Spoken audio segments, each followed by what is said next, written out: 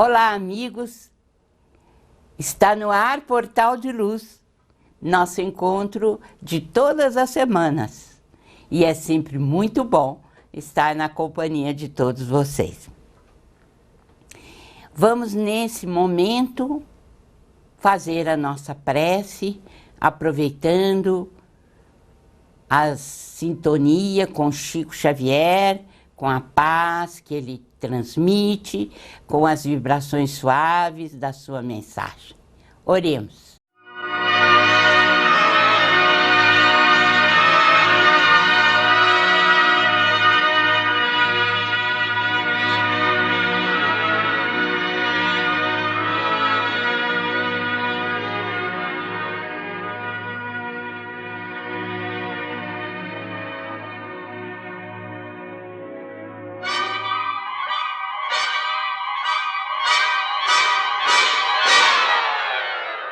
Petição a Jesus.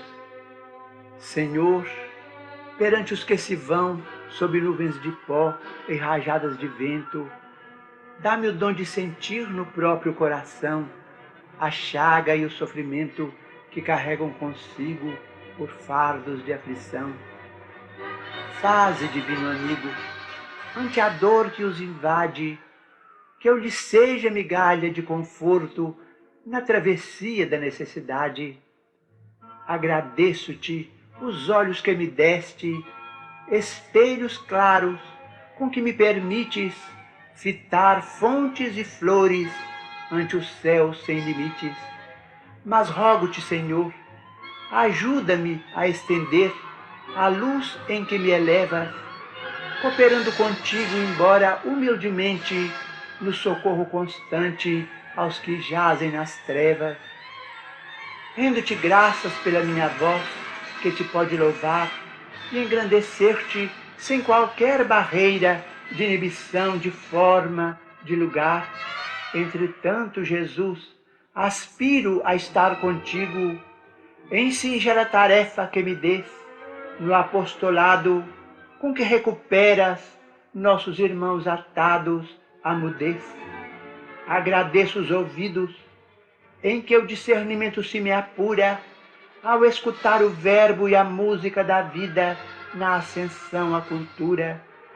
Consente-me, porém, o privilégio de repartir o amor com que me assistes, revigorando a quantos se fizeram retardados ou tristes. Agradeço-te as mãos que me cedeste para dar-me ao trabalho que te peço, na atividade do cotidiano em demanda ao progresso.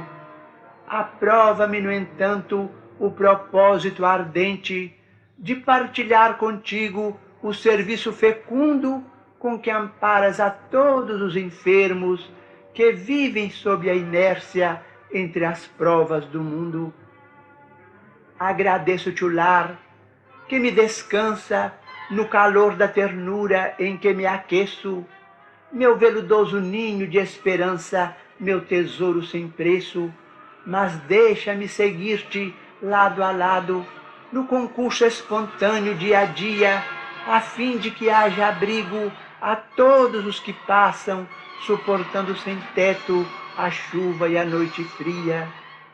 Rendo-te graças incessantemente por tudo que em teu nome o caminho me traz, a compreensão, a luz, o estímulo, o consolo, o apoio, a diretriz, a experiência, a paz. Não me largues, porém, no exclusivismo vão. De tudo que me des, ajuda-me, Senhor, a dividir também com os outros que te esperam a mensagem de fé e a presença de amor.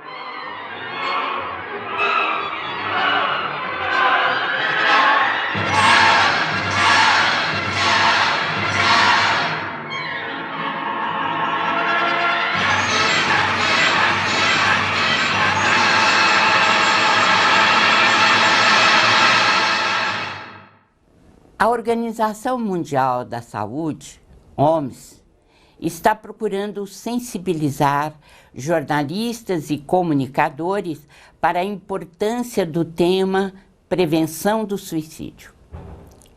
Ao contrário do que muitos pensam, Os especialistas entendem que a informação clara e objetiva pode salvar vidas. Tudo vai depender do foco dado a uma reportagem.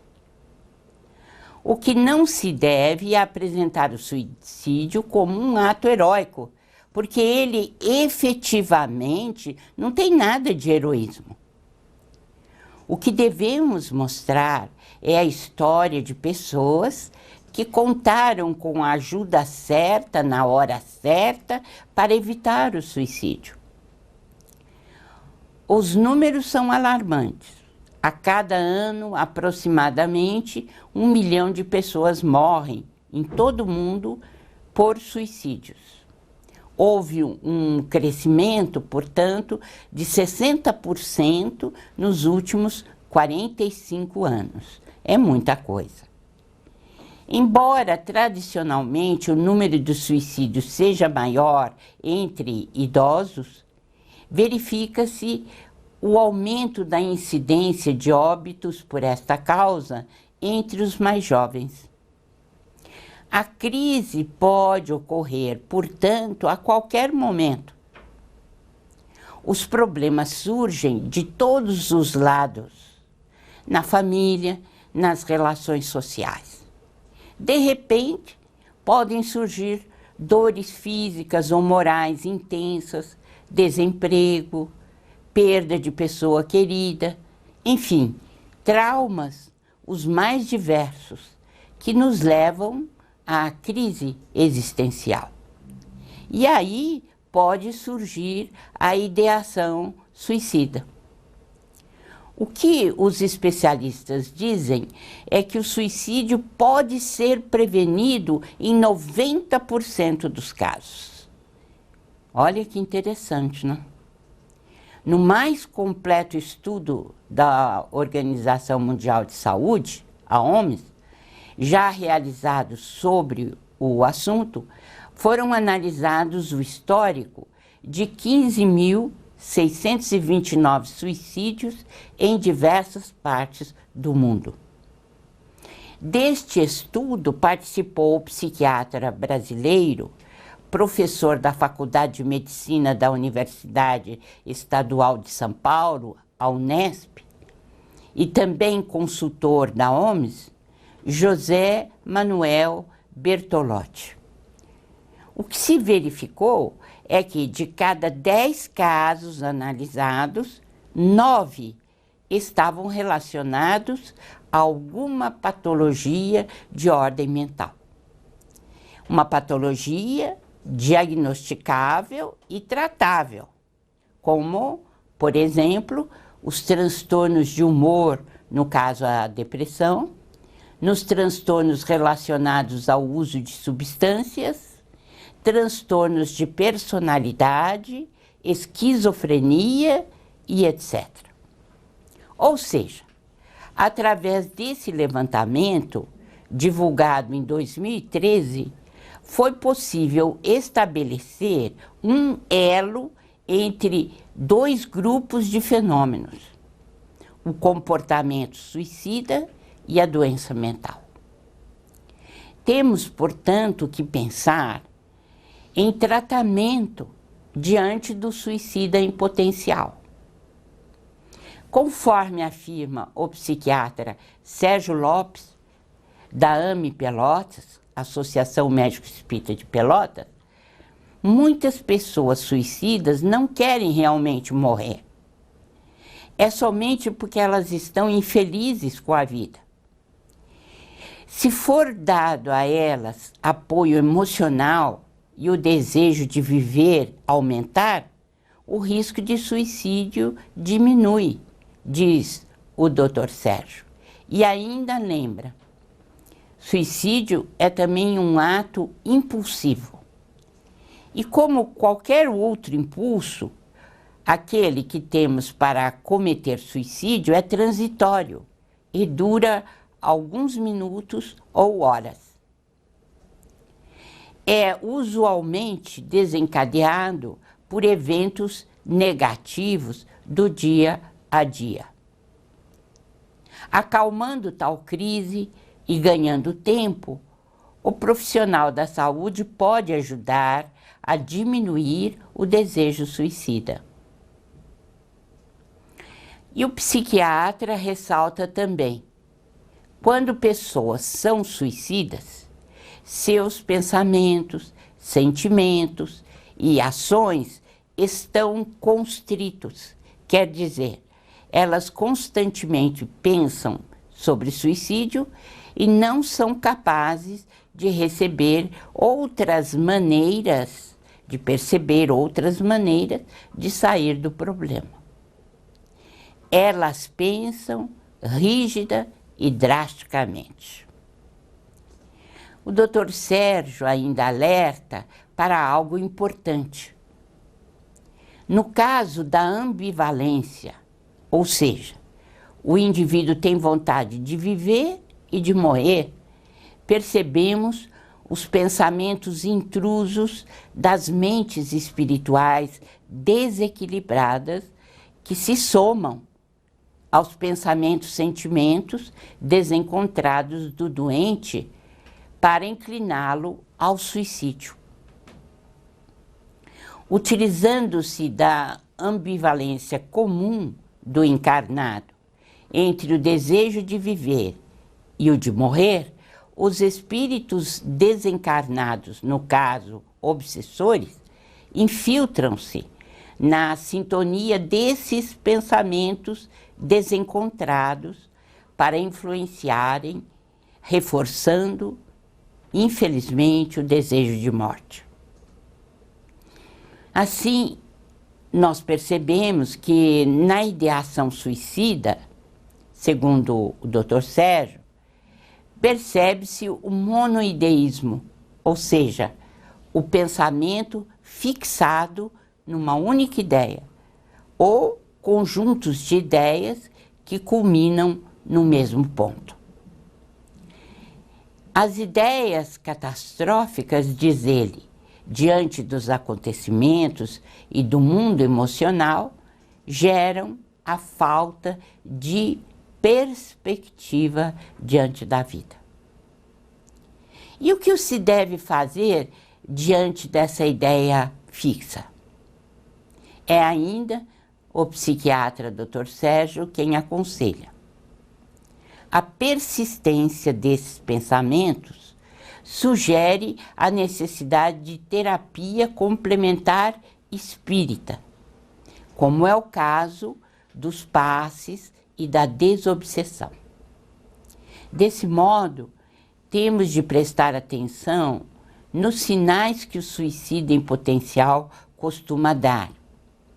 A maioria deles dá avisos de sua intenção. Não adianta a gente ficar chocado ou chocada, ou envergonhado, envergonhada e em pânico, e tentar se livrar do problema ou deixar a pessoa sozinha. Diante do desespero, do tormento psíquico intolerável, a pessoa não vê saída, por estar sob a influência de delírio ou de alucinações, de abuso, dependência de álcool, e tudo isso muitas vezes somado à influência espiritual negativa. Mas quem está disposto a ajudar, enfrenta a situação conforme ela se apresenta. Temos que ouvir, mostrar empatia, manter a calma, dar apoio e demonstrar afeto. O apoio da família é muito importante. É preciso, sobretudo, incentivar a pessoa a voltar-se para a religião, para suas crenças. Em O Evangelho segundo o Espiritismo, há uma frase muito pertinente de Allan Kardec. A calma e a resignação hauridas da maneira de considerar a vida terrestre e da confiança no futuro dão ao espírito uma serenidade que é o melhor preservativo contra a loucura e o suicídio. Meus amigos, de fato, como ninguém morre, é preciso que todos nos unamos numa corrente em favor dos irmãos ainda ligados à ideia do suicídio. É preciso dizer a eles que é um doloroso engano, que há sempre uma saída para os nossos problemas, e a melhor delas é a da valorização da vida, seja qual for, porque a vida é sempre um presente maravilhoso de nosso Pai Celestial para prosseguirmos sempre em nossa luta em prol do nosso aperfeiçoamento espiritual. A Creche Lar do Alvorecer é uma entidade assistencial mantida pelo Grupo Espírita Caibar Schutel. Localizada em Diadema, tem como propósito trabalhar pelo desenvolvimento de uma cultura de paz através da educação e da assistência a crianças, jovens e adultos. São 250 crianças atendidas diariamente. Conheça nossas atividades e colabore conosco pelo ideal de um mundo melhor. www.lardoalvorecer.org.br. O jornal Folha Espírita, fundado em 18 de abril de 1974, se dedica à divulgação da doutrina espírita. Saiba mais sobre assuntos atuais com o enfoque do espiritismo, além de entrevistas e artigos de diversos colunistas. Você pode escolher na versão digital ou impressa. Acesse e faça sua assinatura. www.folhaespírita.com.br.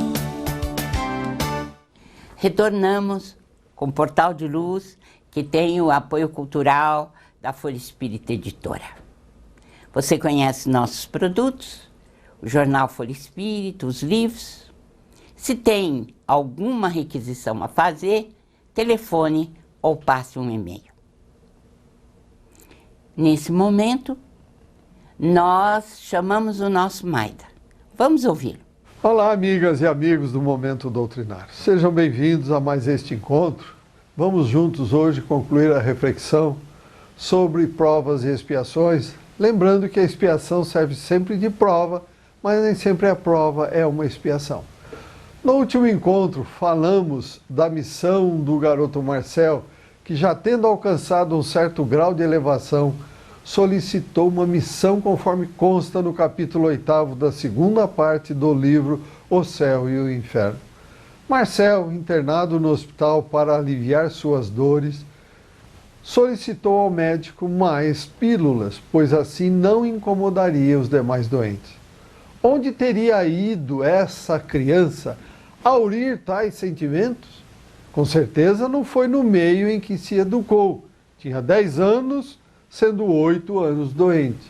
Além disso, na idade em que principiou a sofrer, não possuía sequer o raciocínio. Tais sentimentos eram-lhe inatos. Somente admitindo a pré-existência da alma, a pluralidade das existências, reencarnação e a bondade de Deus para justificar esta situação. Os últimos pensamentos daquele menino, ao desencarnar, foram para Deus e para o caridoso médico que o assistiu por longo tempo. Decorrido algum tempo, foi seu espírito evocado na Sociedade Parisiense de Estudos Espíritas, onde deu, em 1863, a seguinte comunicação: que a minha voz se estenda para além deste círculo, tocando todos os corações. Lembro-lhes que as agonias da terra têm por premissas as alegrias do céu. Que o martírio não é mais do que a casca de um fruto deleitável, dando coragem e resignação. Digo-lhes que sobre o catre da miséria estão os enviados do Senhor, cuja missão consiste na exemplificação de que não há dor insuperável, desde que tenhamos o auxílio do Onipotente e dos seus bons espíritos. Kardec perguntou-lhe: pelo que afirmais, parece que os vossos sofrimentos não eram expiação de faltas anteriores. Respondeu Marcel: não seriam uma expiação direta, mas asseguro-vos que todo o sofrimento tem uma causa justa. Aquele a quem conhecestes tão mísero foi belo, grande, rico e adulado. Eu tivera turiferários, aduladores e cortesãos. Fora fútil e orgulhoso. Anteriormente, fui bem culpado, reneguei Deus, prejudiquei meu semelhante, mas expiei cruelmente, primeiro no mundo espiritual e depois na terra. Os meus sofrimentos de alguns anos apenas, nessa última encarnação, eu os suportei anteriormente por toda uma existência que ralou pela extrema velhice. Por meu arrependimento, reconquistei a graça do Senhor, o qual me confiou muitas missões, inclusive a última que bem conheceis. Fui eu quem as solicitou para terminar a minha depuração. Que esta lição do Espírito Marcel sirva de exemplo para todos nós. Muito obrigado pela companhia. Saúde e paz e até o próximo encontro. Comparece agora a nossa professora Sandra Marinho. Educa a tua alma. Queridos amigos, queridas amigas, recentemente tivemos um grande prêmio de loteria super disputado. As lotéricas ficaram abarrotadas, com filas imensas, e mesmo quem nunca jogou resolveu fazer a sua fezinha. Conversando em casa sobre o almejado prêmio, minha filha mais nova declarou que não pretende ganhar grande fortuna no jogo da loteria, pois isto exigiria dela uma enorme responsabilidade.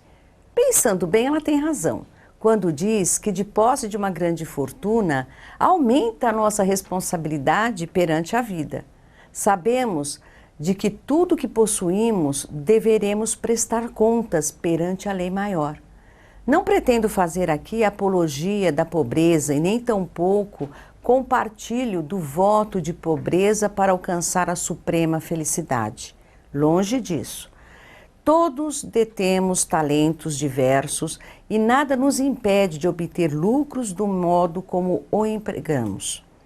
Entretanto, encontramos no Evangelho segundo o Espiritismo, na lição que versa sobre a utilidade providencial da fortuna, a afirmativa de que, se a riqueza não devesse produzir senão o mal, Deus não a teria colocado sobre a terra. Cabe ao homem dela extrair o bem. Desta forma, o fato de querermos viver com conforto material é pertinente e direito legítimo de todos nós. Entretanto, não podemos fazer disto a nossa única razão de vida, nos esquecendo dos verdadeiros valores e da razão pela qual aqui estamos encarnados. Estamos na Terra para progredir, e isto inclui principalmente o progresso espiritual, conseguido na medida em que passamos a viver compromissados com o bem que proporcionamos aos nossos semelhantes. Trouxe uma historinha para nos ajudar a refletir sobre isto. Um dia, um pai de família rico, grande empresário, levou seu filho para viajar até o lugarejo com o firme propósito de mostrar o quanto as pessoas podem ser pobres. O objetivo era convencer o filho da necessidade de valorizar os bens materiais que possuía, o status, o prestígio social. O pai queria desde cedo passar esses valores para o seu herdeiro. Eles ficaram um dia e uma noite numa pequena casa de taipa de um trabalhador da fazenda. Quando retornavam da viagem, o pai perguntou ao filho: "E aí, filhão, como foi a viagem para você?" "Muito boa, papai", respondeu o pequeno. "Você viu a diferença entre viver com riqueza e viver na pobreza?" "Sim, papai", retrucou o filho. "E o que você aprendeu com tudo que viu nesses dias, naquele lugar tão pobre?" O menino respondeu: Pai, eu vi que nós temos só um cachorro em casa e eles têm 4. Nós temos uma piscina que alcança o meio do jardim. Eles têm um riacho que não tem fim. Nós temos uma varanda coberta e iluminada com lâmpadas fluorescentes. E eles têm as estrelas e a lua no céu. O nosso quintal vai até o portão de entrada. E eles têm uma floresta inteirinha. Nós temos alguns canários em uma gaiola. E eles têm todo tipo de passarinho, todos soltos no ar. Ai, o filho suspirou e continuou. E além do mais, papai, observei que eles rezam antes de qualquer refeição, enquanto que nós sentamos à mesa em casa, falando de negócios, dólar, festas, daí comemos, empurramos o prato e pronto.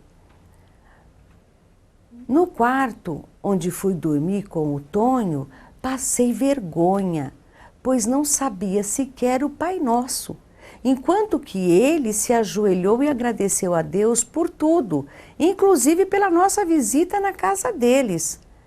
Lá em casa, vamos para o quarto, assistimos televisão e dormimos. Outra coisa, papai, dormi na rede do Tonho, enquanto que ele dormiu no chão, pois não havia uma rede para cada um de nós. Na nossa casa, colocamos a Maria, nossa empregada, para dormir naquele quarto onde guardamos entulhos, sem nenhum conforto, apesar de termos camas macias e cheirosas sobrando nos quartos para visitas. Conforme o garoto falava, o pai ficava chocado, sem graça e envergonhado. Foi quando o filho se levantou, abraçou o pai e ainda acrescentou: obrigado, papai, por me mostrar o quanto somos pobres. É isto, pessoal. Até o próximo encontro. E chegou ao fim o nosso programa de hoje. Passou rápido, não é mesmo? A vocês um grande abraço e até a próxima semana.